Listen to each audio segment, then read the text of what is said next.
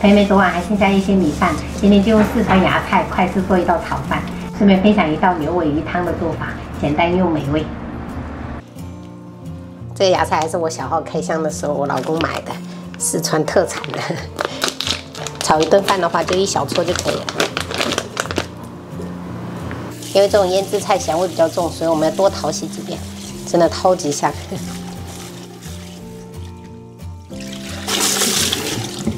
像这样淘洗个3、4遍就可以了。拽干水分过后，我们就给它切成小粒。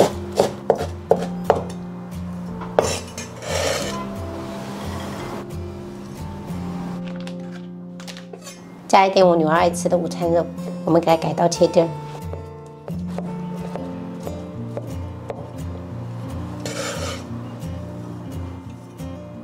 炒饭的话，葱花也是必不可少的，我们给它切一切。炒饭的话是一定要有鸡蛋的，才是灵魂，好吃。加一丢丢盐，给它搅散。今天去买了一条牛尾鱼，这个花了36块钱，也要做一个汤。每周我们到周五的时候，一般都是我们一家3口中午随便吃一吃，食材也不想买太多，因为晚上都要回去了。削以后我们就斩成小块，等下比较好煎。煎鱼的话，我们一定要把锅先给它烧热，然后我们再倒食用油。等油热了过后，我们再把鱼块放下去，然后全程保持大火煎。平时在家里面煎鱼的话，我们就尽量少翻动，让它一面金黄过后，我们再翻面哈。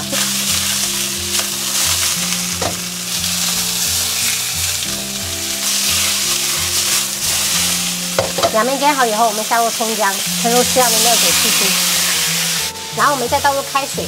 炖鱼汤的话，一定要是用开水哦，朋友们。然后盖上盖子，大火煮3分钟。煮了3分钟过后，我们就调中火，给它煮个6、7分钟，这样子等下鱼肉它才会熟。另外一个锅我们就来炒饭，锅里我们来点油，我们先把鸡蛋给它炒起来，尽量给它炒细一点哦。先把鸡蛋倒出来备用。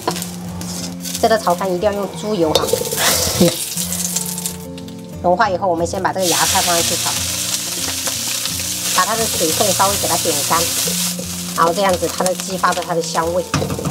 接着我们就下入午餐肉丁，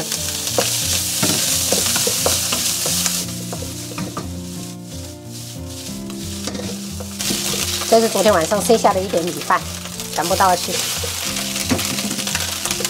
然后炒的话就中小火炒哈，先给它炒散。这个米饭大致炒松散过后，我们就开中大火，给它炒至粒粒分明。这个米饭已经这样子炒松散了，我们把这个鸡蛋回锅，开始调味，加入一点点盐哈，不用太多。沿锅边淋一点酱油，再次翻炒均匀。最后我们再下入葱花。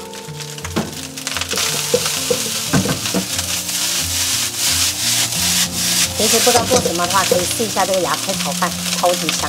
关火。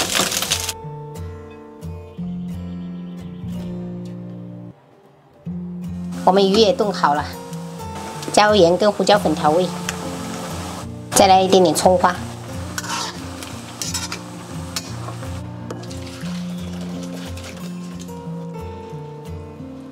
香。四川炒饭。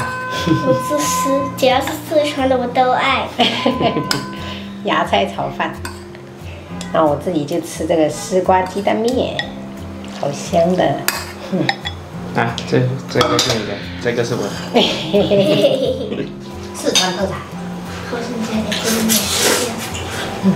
你要加什么？给你来一点。再多来一点。给我，给爸爸一点点。老师说我没有数据就不能参加了。没有数据就不能参加，光是溜冰鞋不行啊？不行。你有问他吗？对，可能我们老师应该要训练我们摔跤的方式。他们是怕你们摔跤啊，训练。今年你给你奶奶打个视频过去。哦。她感冒了。啊？慰问她一下。我会打电话。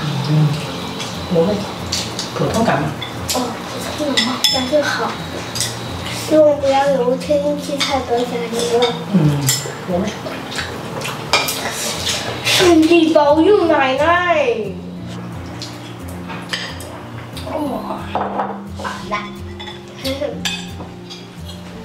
我只喝了2口。来2口，妈妈吃饱了，汤都喝得完了。